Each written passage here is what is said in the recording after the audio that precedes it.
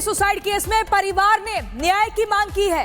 NCP के पार्षद प्रत्याशी की वजह से सुसाइड का आरोप है। एनसीपी प्रत्याशी फारूक शेख पर प्रताड़ित करने का आरोप लगा है। मृतक सादिक कपूर ने सुसाइड नोट में नाम लिखा। सुसाइड से पहले सादिक ने 30 पन्नों का सुसाइड लेटर लिखा है।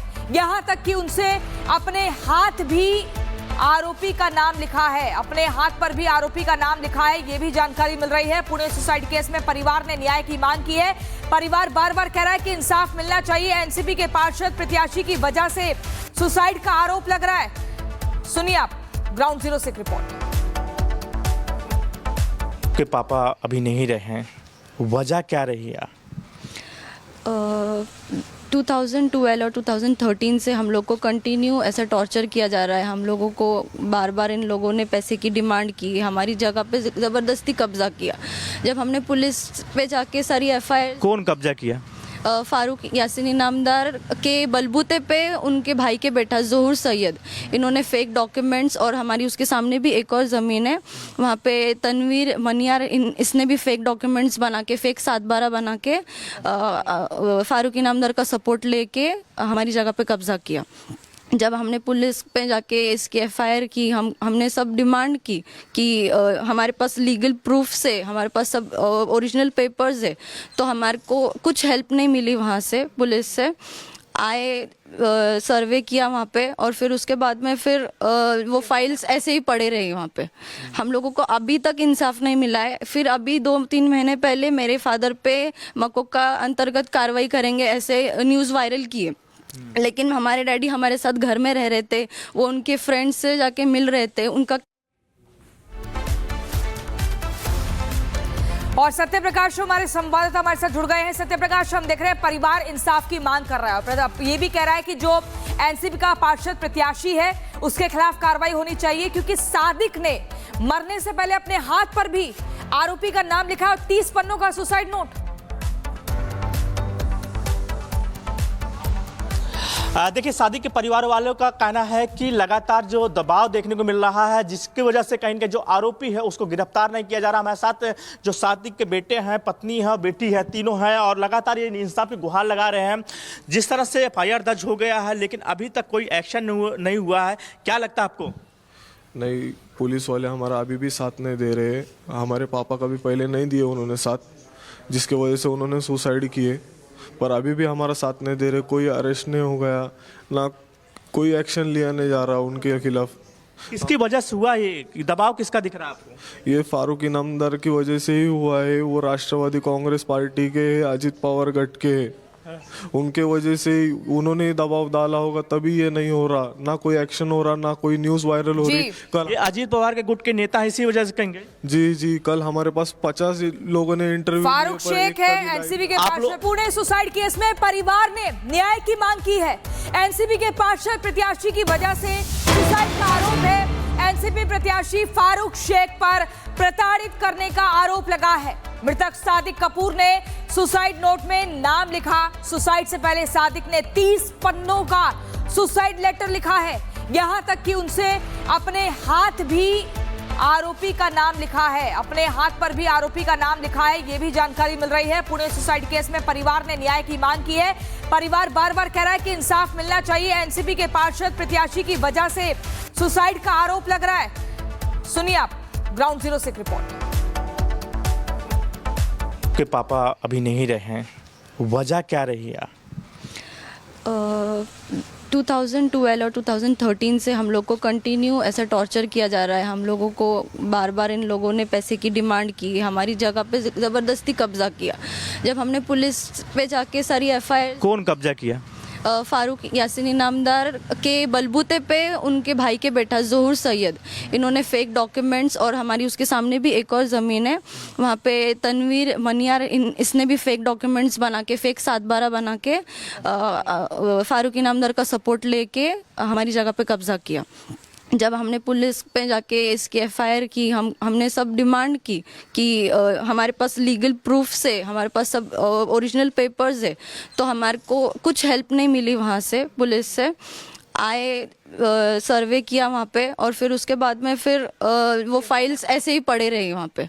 हम लोगों को अभी तक इंसाफ नहीं मिला है। फिर अभी 2-3 महीने पहले मेरे फादर पे मकोका अंतर्गत कार्रवाई करेंगे ऐसे न्यूज़ वायरल किए, लेकिन हमारे डैडी हमारे साथ घर में रह रहे थे, वो उनके फ्रेंड्स से जाके मिल रहे थे, उनका।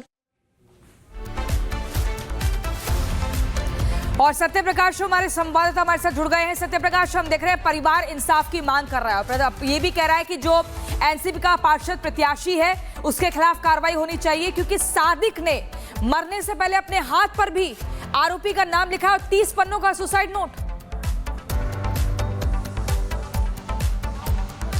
देखिए, सादिक के परिवार वालों का कहना है कि लगातार जो दबाव देखने को मिल रहा है, जिसकी वजह से कहीं के जो आरोपी है उसको गिरफ्तार नहीं किया जा रहा। हमारे साथ जो सादिक के बेटे हैं, पत्नी है, बेटी है, तीनों हैं और लगातार ये इंसाफ की गुहार लगा रहे हैं।